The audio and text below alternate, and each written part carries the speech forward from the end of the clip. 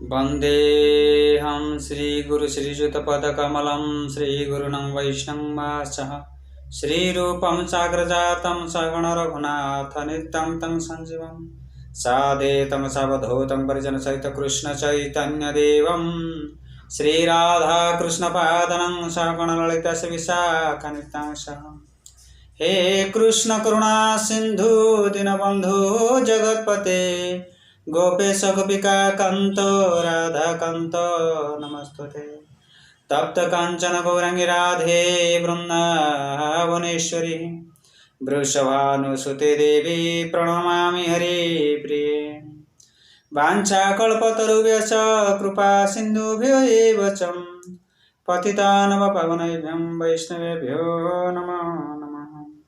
जय श्री कृष्ण चैतन्य प्रभु नित्यानंद श्री अद्वैत गदाधर श्रीवासादि गौर भक्तवृंद।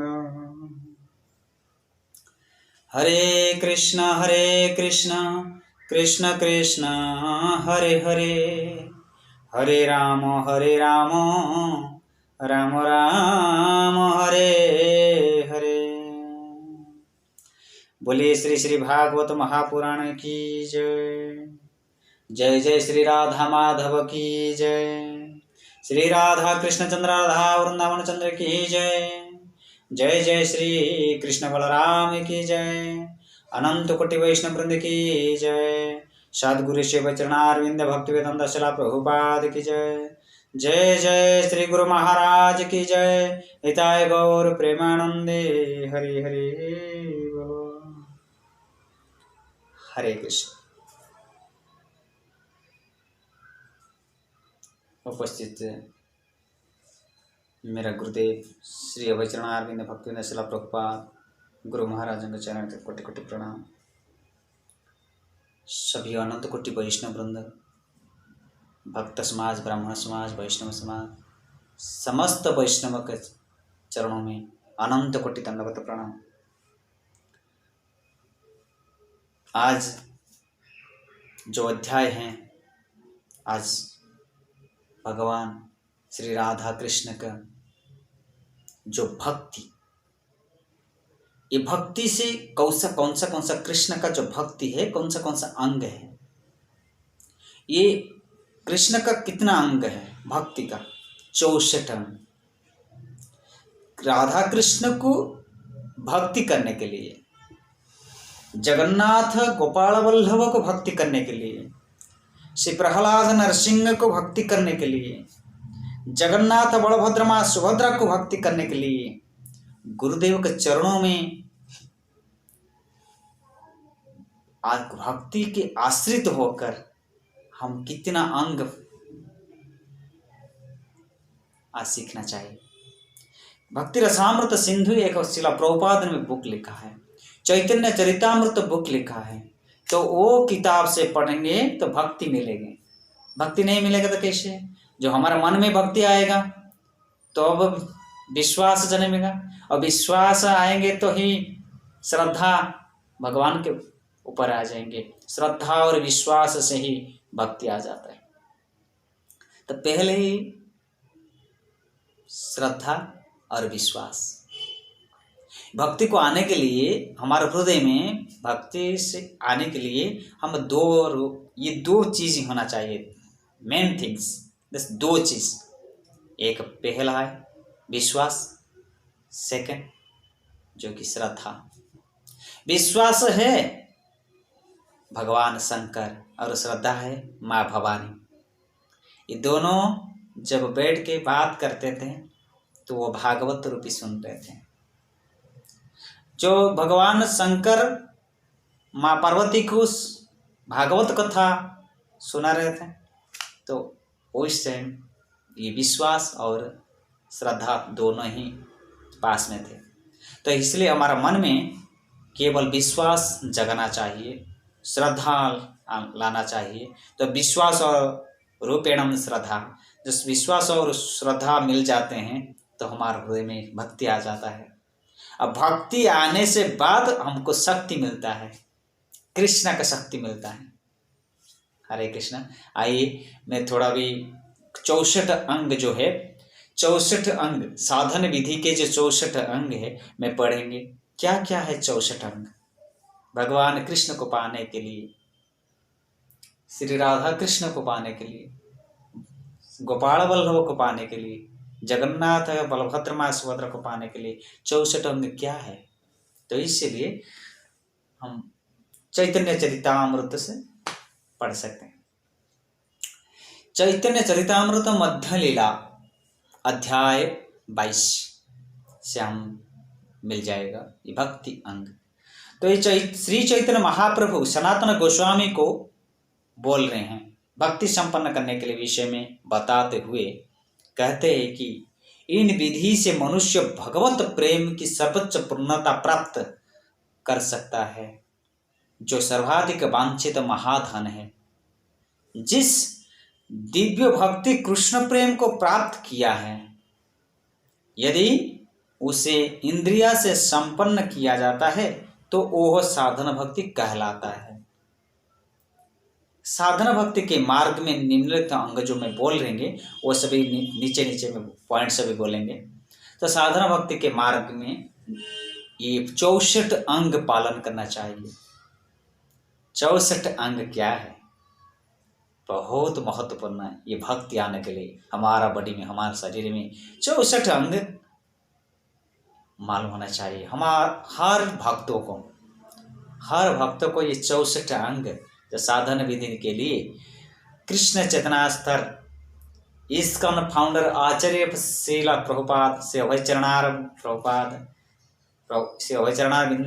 श्रीला प्रभुपाद ने जो लिखा है उनको मैं पढ़ता हूँ। साधन विधि 64 अंग श्रीला प्रभुपाद लिख दिया। तो क्या है? पहला, एक जीवात्मा, एक मनुष्य कैसे रहते, सरल रहते हैं? तो पहला है प्रामाणिक गुरु की शरण ग्रहण करना चाहिए। प्रामाणिक गुरु की शरण ग्रहण करना चाहिए। और प्रामाणिक गुरु जो है उनके पास जाके विनम्र से दीक्षा लेना चाहिए। 2, बाद में उसी को सेवा की जाए। नेक्स्ट, गुरु से शिक्षा ग्रहण की जाए और भक्ति की शिक्षा के ही प्रश्न किए जाए। जैसे कि गुरु के पास जाइए, शिक्षा ग्रहण करिए और विनम्र से प्रश्न करिए गुरु को। प्रश्न नहीं किया तो गुरु जी के पास हमारा प्रश्न अधूरा आ जाएगा, हमारा उत्तर नहीं मिलेगा। प्रश्न ही करना चाहिए। 5 नंबर में गुरु द्वारा दिए गए निर्देश पालन करना चाहिए। भगवान श्री कृष्ण के संतुष्ट के लिए सर्वस्व परित्याग करने के लिए प्रस्तुत रहना चाहिए। भगवान कृष्ण के लिए मैं शाकाहारी बनूंगा, मांस मछली इस भी पूरा छोड़ना पड़ेगा। तो भगवान कृष्ण के लिए मैं जो भी हो मेरा भक्ति आना चाहिए, मैं छोड़ देंगे, ऐसा ही पूरा संकल्पबद्ध होना चाहिए। भगवान श्री कृष्ण के संतुष्टि के लिए सर्वस्व परित्याग करना चाहिए और साथ से भगवान कृष्ण के धाम से निवास करना चाहिए। ये भी एक अंग है। भगवान श्री कृष्ण के संतुष्ट के लिए हम धाम से निवास करना चाहिए। जो भी हो, 1 साल हो या 6 महीना हो, जब भी हम निवास में रहना चाहिए, निवास करना चाहिए। परवर्ती अंग है जीवन निर्वाह के लिए जितना आवश्यक हो उतना धन कमाना चाहिए। ज़्यादा धन होगा तो धन का पास मन रहेगा।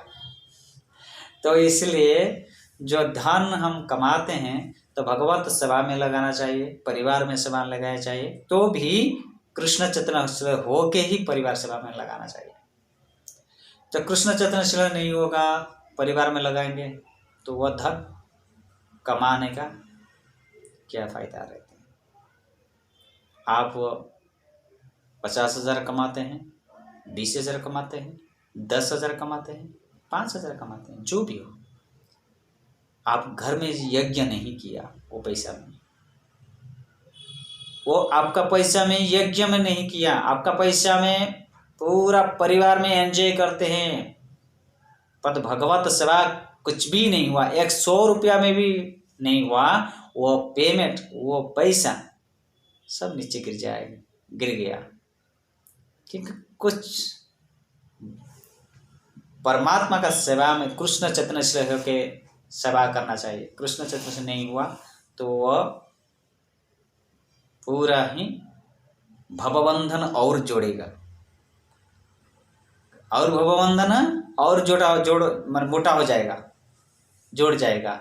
और उस टाइम में हमको लास्ट टाइम जो एक फाइनल एग्जाम है ना, मृत्यु के समय बहुत कष्ट होगा कि बंधन तो टूट नहीं सकते हैं।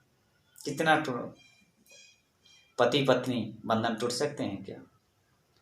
बाप और बेटा बंधन टूट सकते हैं? कैसे टूटेंगे? जो कृष्ण चेतनशील हो जाएंगे, जो कृष्ण के निर्देश पर काम करेंगे, तो ही हमारा त्याग मन भाव आ जाएंगे, विकार मन भाव आ जाएंगे।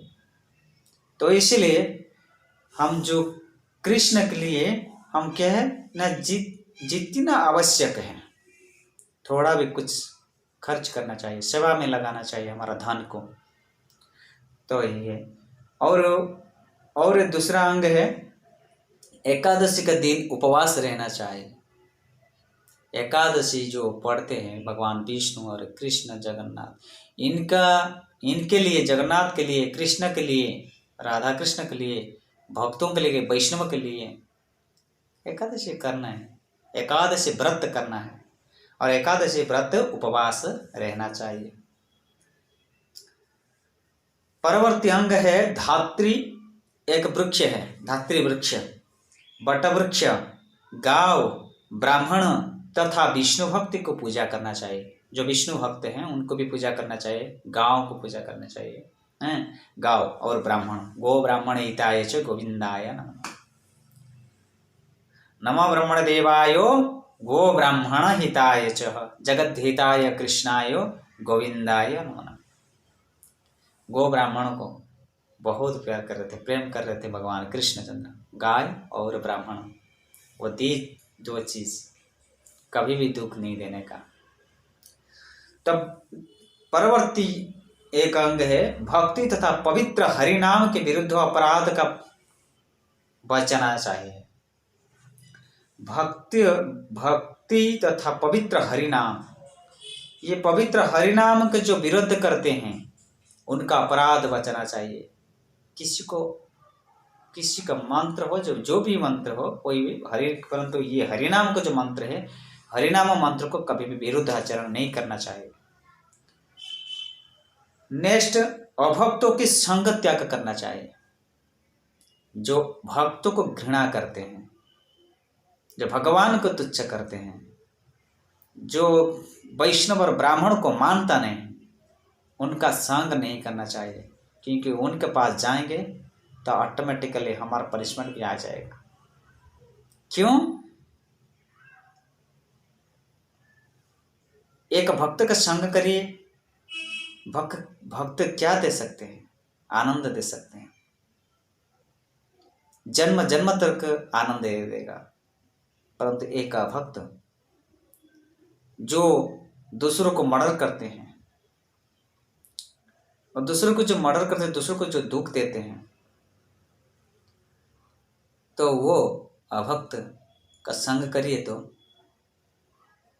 आपका संग एक दिन आपका भी वो आदमी गला काट देगा, एक दिन भी मर्डर कर देगा।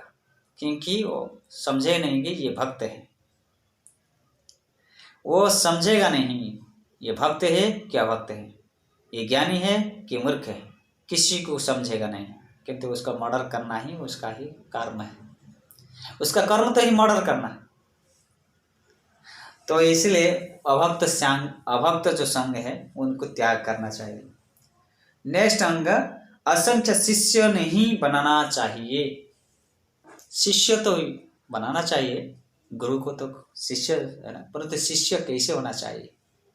गुरु का बात जो मानते हैं, हमेशा गुरु का कथा को जो सुनते हैं, हमेशा पूरा गुरु का बात और कथा और उनके पास रह के सेवा भावना तब तक गुरु मालूम है, गुरु को पता चलेगा ये शिष्य कैसे हैं। तो इसलिए ये शिष्य बनाना चाहिए। असंख्य ज़्यादा शिष्य बनाएगा तो वह शिष्य लोग ठीक से काम नहीं करेगा। नेक्स्ट अंग है मात्र प्रमाण देने के उद्देश्य के अनेक शास्त्रों को अधूरा अध्ययन करना है। परवर्ती और एक है हानि तथा लाभ का समान समझना चाहिए। हानि हो व लाभ हो, सभी को समान देखना चाहिए, विचलित नहीं होना चाहिए। शोक से विचलित नहीं होना चाहिए। सुख दुख लाभ हानि ये विचलित नहीं होना चाहिए। दुखी है सुखी हो जो भी हो, हम नहीं होना चाहिए, विचलित नहीं होना चाहिए। परवर्ती अंग ना तो देवताओं का पूजा करना चाहिए ना ही उनका निरादर करना चाहिए। हमेशा सम्मान देना चाहिए, सम्मान पूजन करना चाहिए, सम्मान देना चाहिए। ना तो देवताओं को पूजा करना चाहिए ना ही उनका निरादर करना चाहिए। किसी को मनुष्य को ऊपर देवलोक रहते हैं, वो सम्मान है, पूजनीय है, उनको रेस्पेक्ट देना चाहिए। इसलिए भगवान विष्णु किंबा उनका भक्तों की निंदा कभी भी नहीं सुननी चाहिए। भगवान का भक्त विष्णु व उनका भक्त, भगवान विष्णु किंबा उनका भक्त दोनों का निंदा कभी भी नहीं सुनना चाहिए। परवर्ती अंग है स्त्री पुरुषों की जो प्रेम कथा या अपना इंद्रियों को सुख देने वाला उपन्यास नहीं पढ़ना चाहिए। जैसे एक भक्त कैसे रहना चाहिए, 64 अंग को पढ़ना चाहिए। इस 64 अंग में ही एक है स्त्री पुरुष का जो प्रेम कथा। स्त्री पुरुष का प्रेम कथा जो पढ़ते हैं अपने इंद्रियों को सुख देने के लिए, परंतु परमात्मा का सुख ये नहीं है। परमात्मा का सुख तो केवल भजन कीर्तन और भगवान का कथा, यही परमात्मा का सुख है। परवर्ती अंग है मन या वचन से कभी भी जीव को न सताए। परवर्ती और अंग है भगवान का कथा श्रवण करना, भगवान का कीर्तन स्मरण करना, स्मरण करना, भगवान को पूजन करना, भगवान को वंदन करना, भगवान में सेवा में रहना। ये 4-5 चीज भी है अंग। भगवान के पास दास्य भाव से स्वीकार करके सेवा करना चाहिए, ये एक भी अंग है। भगवान को मित्र से देखना चाहिए। भगवान को मित्र से कोई देखते हैं, कोई गोपाल वल्लभ को बेटा तरफ से देखते हैं। एक तो जो माता जी वो तो कृष्ण को प्रेम रूप से देखते हैं, प्रेमिक। कोई माता जी तो पति रूप देखते हैं, गोपी भाव रहते हैं। तो ऐसे ही भगवान को मित्र से देखना चाहिए। परवर्ती अंग है जीव भगवान को पूर्णतः समर्पण करना चाहिए, ये एक अंग है। परवर्ती भगवान को पूर्णतः समर्पण करना चाहिए। परवर्ती विग्रह सामने नृत्य करना चाहिए। कोई भक्त जाते हैं नृत्य नहीं करते हैं, शर्म लगता है। तो शर्म की बात है। मैं देखा है कब से कोई इस्कॉन से आते हैं नृत्य नहीं करते, शर्म लगता है। क्यों? आइए भैया हमारे साथ नृत्य करिए। नहीं आप नृत्य करिए, क्योंकि वो पढ़ाई बहुत पढ़ाई है, पढ़ाने वाला बहुत पढ़ा, चाकरी नौकरी किया है, तो वो कैसे ही नृत्य करेगा। और नृत्य करेगा कि किधर से नृत्य करेगा? जो मैरिज का टाइम होता है, वो मैरिज का राइट में वो जब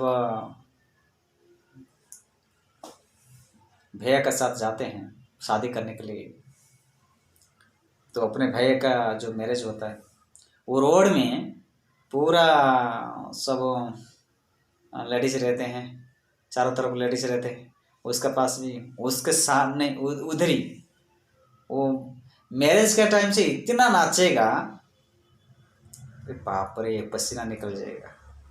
परंतु भगवान विग्रह सामने नृत्य करने के लिए शर्म लगता है। तो वही है माया। माया उसको खींच के लेके जाता है, माया उसको एंजॉय करता है, उसके साथ भी वो शरीर में रह के माया एंजॉय करते हैं। परंतु योग माया जो भगवान श्री कृष्ण को आनंद देने के लिए, विग्रह सामने नृत्य करने के लिए मन में शर्म आता है तो इसीलिए विग्रह सामने नृत्य करना ही हमारा भक्ति का प्रेम है। ये भक्ति जागृत करने के लिए एक नृत्य, एक अंग है। श्री विग्रह सामने गोपी गीत गाना चाहिए, श्री विग्रह सामने मन की बात भी बोलना चाहिए। मेरा मन में क्या है मैं थोड़ा भगवान को बोलूं। तो इसलिए भगवान विग्रह, भगवान श्री विग्रह के सामने मेरा मन की बात बोले।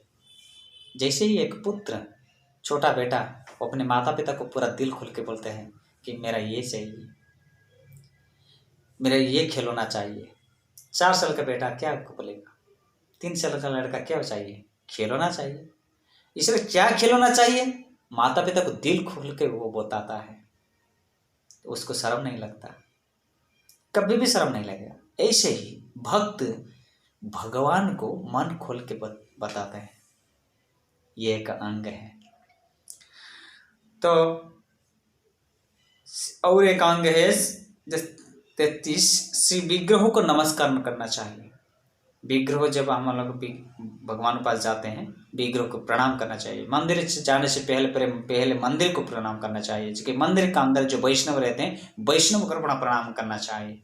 वांछा कल्पतरुभ्यश्च कृपा सिन्धुभ्येव च पतितानां पावनेभ्यः वैष्णवेभ्यो नमो नमः। इस वैष्णव को प्रणाम करना चाहिए। बाद में प्रभुपाद को प्रणाम करना चाहिए, गुरुदेव को प्रणाम करना चाहिए।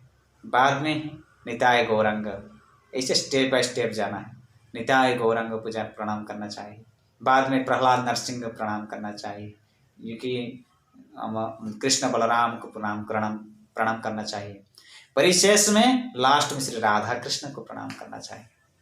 जैसे ही हम मंदिर जाते हैं तो विग्रहों को प्रणाम करना चाहिए। ओके, तो प्रणाम कैसे करते हैं? हम साष्टांग प्रणाम करना चाहिए। तो प्रणाम आजकल तो दुनिया में जो गांव गली में रहते तो वो प्रणाम को भूल गया तो प्रणाम में देखा है तो पंचांग प्रणाम रहता है, साष्टांग प्रणाम रहता है। तो पुरुष लोग क्या करेंगे? साष्टांग प्रणाम, जैसे ऐसे रहेगा तो एक पूरा सो जाएंगे, सोने के बाद ऐसे रहेगा। ये जो बीच में है, इस साइड में हमारा ये हेड रहेगा, साष्टांग प्रणाम। ये साष्टांग प्रणाम में पूरा हमारा ये छाती, हेड और पेट और आंठू, ये लेग, ये पूरा स्टेबल रहेगा। एक से जैसे भक्त भगवान के पास पूरा सो जाते हैं तो उनके क्या है, पूरा आत्मनिवेदनम, पूरा आत्मा को निवेदन कर दिया भगवान के पास। ऐसे साष्टांग प्रणाम पुरुष करना चाहिए। और माता जी लोग वो कभी भी साष्टांग प्रणाम नहीं करना चाहिए। माता जी लोग सभी पंचांग प्रणाम करना चाहिए, सभी टाइम पंचांग प्रणाम करना चाहिए, परंतु step by step. Vaishnav etiquette, Vaishnav को फॉलो करना चाहिए। वैष्णव कैसे प्रणाम करते हैं, गुरुजनों को प्रणाम, गुरुजन जो वैष्णव है वो प्रणाम कैसे करते हैं, उनको फॉलो करना चाहिए। नवदा माता जी जो ये उनको फॉलो करना चाहिए। जिसे इसलिए माता जी सभी लोग को पंचांग प्रणाम करना चाहिए। नेक्स्ट एक अंग है 35 में, श्री गुरु को अनुसरण करना चाहिए। गुरु मैं ऐसे थोड़ा बोल दिया ना, गुरुदेव वो जो जैसे जैसे ही कर्म करते हैं उनको हम फॉलो करना चाहिए। गुरु जो क्या बोला उनको सुनना, उनका बात सुनना चाहिए। तो ये है गुरु को अनुसरण करना। 36 विभिन्न तीर्थ स्थान जाकर भगवान से विग्रहों को दर्शन करना चाहिए। हमेशा ही 1 महीना, 2 महीना, 6 महीना के बाद हम हर तीर्थ स्थान जाना चाहिए और तीर्थ स्थान में से विग्रह दर्शन करना चाहिए। 37 मंदिर परिक्रमा करना चाहिए। जो भगवान को दर्शन करने के बाद फिर परिक्रमा आना चाहिए। 7 राउंड परिक्रमा करना है, 3 राउंड नहीं तो 7 राउंड। ये तो मंदिर परिक्रमा करना चाहिए। 38 और स्तव पाठ करना भी चाहिए, मंदिर के पास जाके स्तव गान करना चाहिए। 39 अच्छे स्वर से पाठ करना चाहिए, जो जिसको अच्छा भय है वो पाठ करना चाहिए। 40 और एक अंग, एक क्या है नेक्स्ट अंग, सभी भक्त मिल के कीर्तन करना चाहिए। सभी भक्त का साथ मिलके कीर्तन करना चाहिए।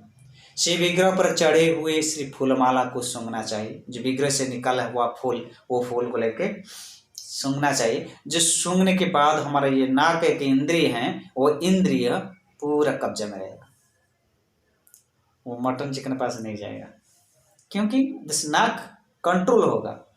भगवान का सूंघा हुआ फूल, भगवान को देने हुआ जो स्नान हुआ चरणामृत, वो भी जीभ में सेवा में लगाना चाहिए, इसे बोलेगा। एक भी वो भी चरणामृत एक अंग है। श्री विग्रह का दिए हुए प्रसाद भी ग्रहण करना चाहिए। तुलसी प्रसाद ग्रहण करना चाहिए। श्री विग्रह को दर्शन करने का आरती समय पर दर्शन करना चाहिए। कोई भी आरती नहीं होता है, पहले ही मंदिर छोड़ के निकल जाते हैं। आप लोग जाते हैं मंदिर को तो आरती देखने के लिए, आरती दर्शन करने के बाद आप आइए, क्योंकि आरती ही मेन इम्पोर्टेंट। जो आप जाके पहले दर्शन करते हैं, आरती नहीं होता है, कल कीर्तन होता है, कोई भी जाते हैं भगवान को दर्शन करते हैं, प्रणाम करते हैं, आ जाते हैं। परंतु आरती के दर्शन, विग्रह दर्शन और सिंपल में रहते हुए विग्रह दर्शन वो अलग अलग है। आरती के टाइम से विग्रह दर्शन, भगवान तो सभी टाइम है, परंतु उसका जो तेज, आरती के समय जो तेज, वो भक्त को मालूम हो जाता है।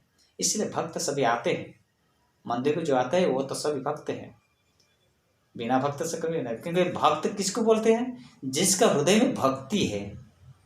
मैं चाहूँ मंदिर थोड़ा भगवान को दर्शन करूं, जिसके पास मन भक्ति है वो भक्त है। सभी भक्त थे, जगन्नाथ मंदिर में सभी आते हैं, कितना भक्त, लाखों भक्त आते हैं। तो इसे आरती टाइम से और तेज निकलता है, तो इसलिए आरती तथा उत्सव से शामिल ही होना चाहिए। हाँ, उत्सव में शामिल होना चाहिए। श्री विग्रह दर्शन करना आरती समय पर आपका प्रिय वस्तु श्री विग्रह को देना चाहिए। आपका प्रिय वस्तु जो है भगवान को पहले देकर आप ले लेना चाहिए। दूसरा अंग है श्री विग्रह को ध्यान करना चाहिए। कैसे विग्रह हैं उनको ध्यान करना है पूरा देख से। और हाँ, पहले हम मंदिर में जाने के बाद फिर जो डीटी देखते हैं, जो विग्रह देखते हैं, तो क्या है, पहले जाके फेस देख रहे हैं कोई भक्त तो जाते हैं फेस को देखते हैं डायरेक्ट, हारे वाह क्या आनंद है, और राधा कृष्ण का मुखड़ा जी बहुत आनंद है, फेस को डायरेक्ट देखना नहीं तो ये मैं बोलता हूँ, तो प्रभुपाद ने पूरा हमको भक्ति रसामृत सिंधु एक बुक है, कैसे स्टेप बाय स्टेप पढ़ना चाहिए उसको। कि हम मंदिर गए हैं तो राधा कृष्ण को डायरेक्ट हम कृष्ण को देखना है कि राधा को देखना है, तो कैसे देखना है,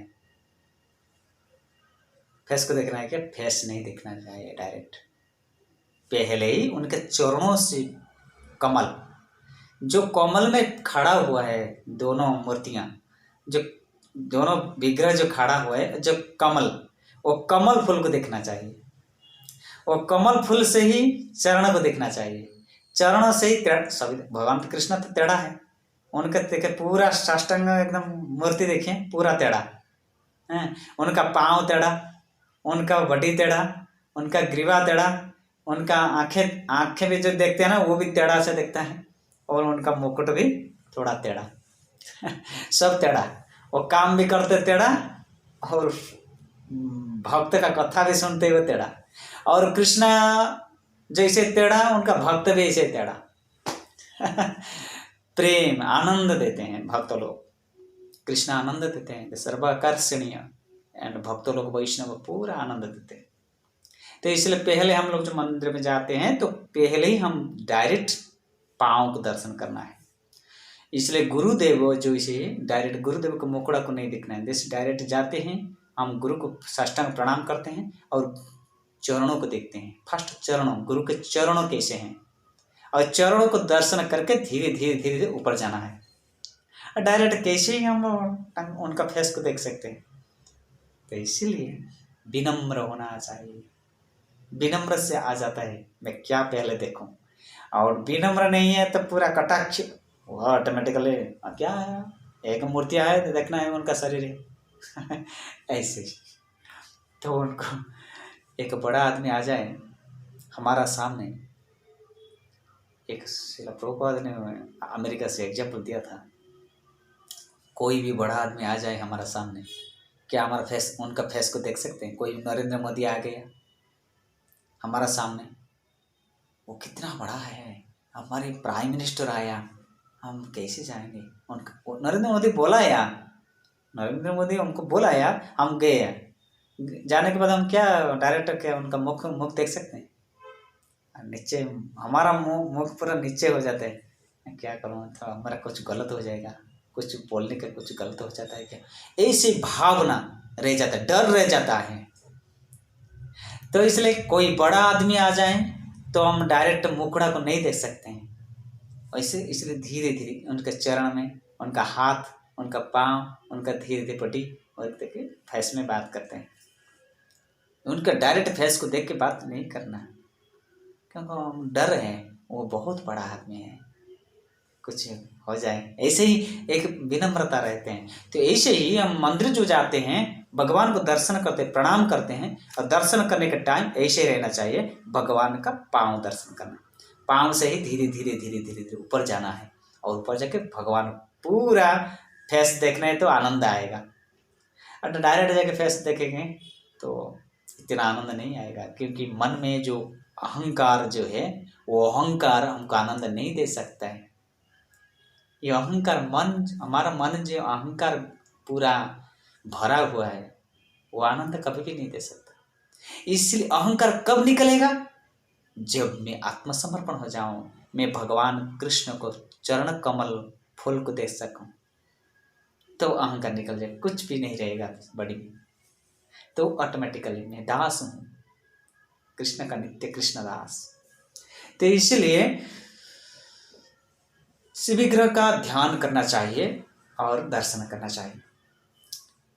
और एक अंग है 47, क्या है? तुलसी जल की सेवा करना चाहिए। हम गए तो दर्शन किया, और जो तुलसी जल जो रहते हैं पुजारी, हमको तुलसी जल देते हैं, वो तुलसी जल थोड़ा लेना चाहिए, क्योंकि ये तुलसी जल जो हमारे जीवा में बैठेगा और हृदय में जाएगा, हमारा मन पवित्र करेंगे और हमारा वाणी भी पवित्र होगा। जैसे एक तुलसी जल पड़ेगा तो वो मंदिर का अंदर जितना है पूरा, कोई वैष्णव है, कोई ब्राह्मण है, कोई भी किसी हो, रेस्पेक्टेड फॉलो करेंगे, तो ऑटोमेटिकली भावना आ जाएगा तुलसी जल, आहा, ये तुलसी जल जीवा में आएगा तो पूरा ऑटोमेटिकली ये भावना आएगा। और वाणी अच्छा से ही निकलेगा, क्योंकि वाणी कभी भी कड़क नहीं होगा, सरल वाणी निकलता है। तो इसलिए वैष्णव, नेक्स्ट वैष्णव की सेवा करना चाहिए। आप जब मंदिर जाते हैं थोड़ा वैष्णव की सेवा करना चाहिए। वैष्णव सेवा कृष्ण सेवा हो जाता है, थोड़ा वैष्णव सेवा करना चाहिए। आप दूर में रहते हैं, कोई घर के पास भी वैष्णव है, कोई किधर भी है, तो वैष्णव सेवा जरूर करिए, क्योंकि कृपा दृष्टि रहते हैं जो भगवान विष्णु का वैष्णव के पास, इसलिए वैष्णव सेवा ही जरूर। तो इसलिए हर जो बड़ा बड़ा भक्त हैं, श्री चैतन्य श्री हमारा क्या है, कौन, जैसे नारद मुनि, पिछले जन्म से जो हरिदास था, वैष्णव का सेवा करके, चतुर्मासा व्रत पालन करके, वैष्णव सेवा करके, कुछ साधु भक्तों को सेवा करके ब्रह्मा का मानस पुत्र रूप नारद मुनि बन गया। ये कर्म का फल है, तो इसलिए वैष्णव सेवा ही जरूरी। 49, कृष्ण की जन्मभूमि मथुरा से सेवा करना चाहिए। कोई भी कभी भी टाइम हो तो हम कृष्ण की जन्मभूमि के मथुरा में जाके सेवा करना चाहिए। 50 श्रीमद् भागवत की सेवा करना चाहिए। नेक्स्ट, कृष्ण के लिए सारा चेष्टा करना चाहिए, सारे चेष्टा, हमारा चेष्टा रहना चाहिए, कृष्ण के लिए आरती करें, कृष्ण के लिए प्रसाद बने, कृष्ण के लिए सेवा करें, कृष्ण के लिए फूल कुछ मार्केट से लेके आए, कृष्ण के लिए ऐसी सेवा चेष्टा रहना चाहिए। 52 कृष्ण की कृपा के लिए लालायित होना चाहिए। भक्तों के साथ विभिन्न उत्सव, भगवान का श्री कृष्ण जन्माष्टमी, रामनवमी तथा जे कि रामनवमी जैसे उत्सव, ये सभी भाग लेना चाहिए। सही प्रकार श्री कृष्ण की शरण की जाए। और 54 हुआ, 55 में कार्तिक व्रत जैसे कार्तिक व्रत रखना चाहिए, दामोदर पूजा करना चाहिए। कार्तिक व्रत जैसे ही विशेष व्रत हैं, ऐसे ही कार्तिक व्रत जैसे ही ऐसे एक एक व्रत रखना चाहिए। भगवान कृष्ण के लिए, जगन्नाथ के लिए ऐसे व्रत रखना चाहिए, ये एक अंग है। भक्तों के संग करना चाहिए। एक अभक्त का संग एक अंग गया, दूसरा अंग है भक्तों का संग करना चाहिए। भगवान के नाम का कीर्तन करना चाहिए। श्रीमद् भागवतम पाठ सुनना चाहिए वैष्णव मुख से, ये बहुत इंपॉर्टेंट। वैष्णव मुख से श्रीमद् भागवतम कथा हम सुनेंगे तो हमारा बॉडी, हमारा मन, हमारा प्राण सभी प्यूरिफाई होगा, निर्मल होगा और भगवत प्रेमी आ जाएंगे, भक्ति आ जाएंगे।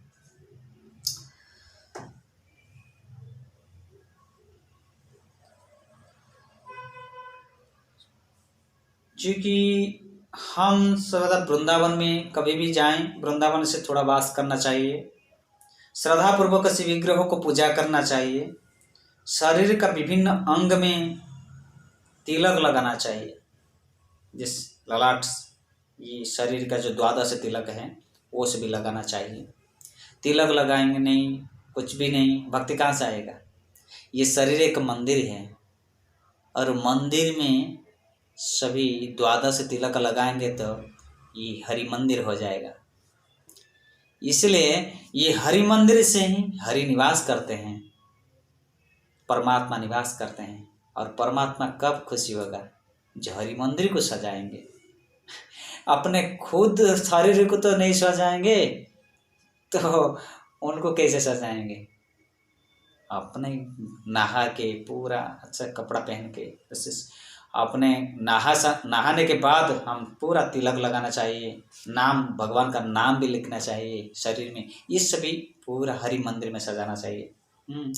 श्रद्धापूर्वक से विग्रहों को पूजा करना चाहिए और शरीर के विभिन्न अंग में तिलक लगाना चाहिए।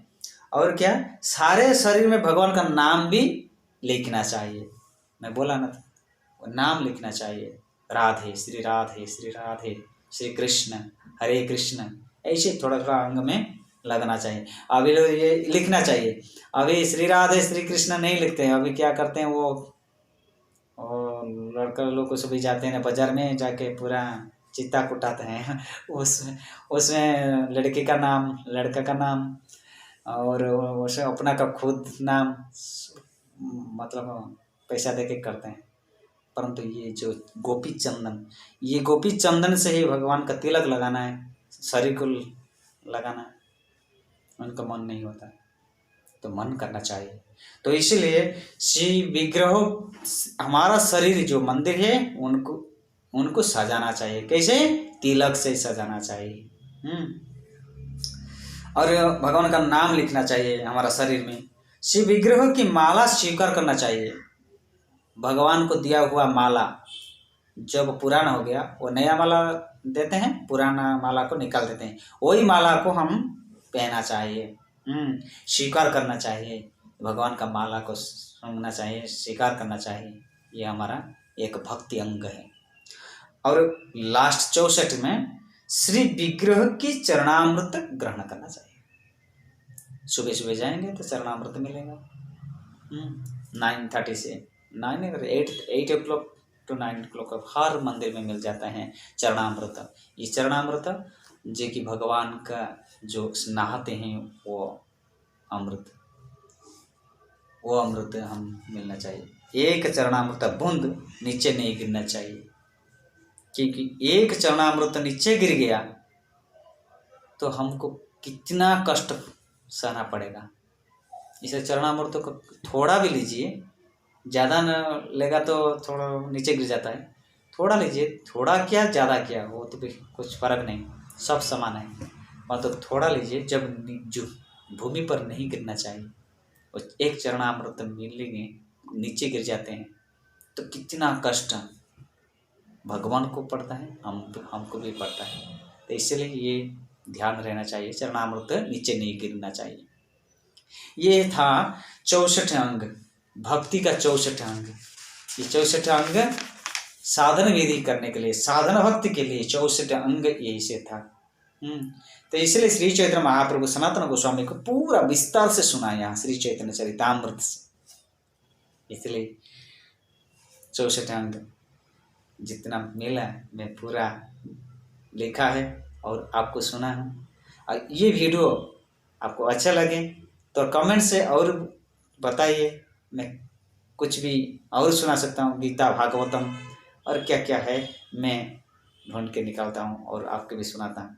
देखिए आप सुनेंगे और मेरे भगवान कृष्ण गोविंद तक खुशी हो जाएंगे, जगन्नाथ खुशी होते हैं। और आपको खुशी नहीं दिया तो भगवान कैसे खुशी होंगे? तो इसलिए भगवान का कथा केवल खुशी, केवल आनंद देते हैं भगवान का कथा। इसलिए जो 64 अंग में बोल दिया, 64 अंग जो साधना विधि, जो भक्ति अंग, ये भक्ति अंग 64 विधि को हम सुनना चाहिए, पढ़ना चाहिए। इसलिए भक्ति रसामृत एक सिंधु पुस्तक है, भगवत स्कंद से मिलता है, उनके लेके आइए, उनमें भी लिखा है। तो भक्ति रसामृत सिंधु और श्री चैतन्य चरितामृत जरूर पढ़िए। तो श्री चैतन्य चरितामृत पढ़ेंगे तो पूरा उसमें भी लिखा है। तो इस भक्ति साधना में भी पढ़ के हम मालूम होना चाहिए कैसे हम रहना है, कैसे भक्ति करना। ठीक है, हरे कृष्ण। बोलिए जय जय श्री श्री श्री राधा माधव की जय, श्री श्री भागवत महापुराण की जय, हरिनाम संकीर्तन की जय, अनंत कोटि वैष्णव वृंद की जय, सद्गुरु शिवचरणारविंद भक्तवेदांत प्रभुपाद की जय। जय जय श्री श्री निताय गौर प्रेमानंदे, हरि हरि बोलो। हरे कृष्ण।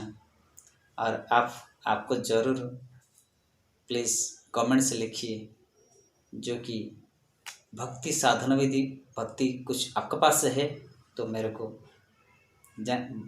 को कमेंट्स में लिखिए और मेरे को पता चलेगा, मेरे को बहुत खुशी होगा। और लाइक करिए। हरे कृष्ण, जय जगन्नाथ।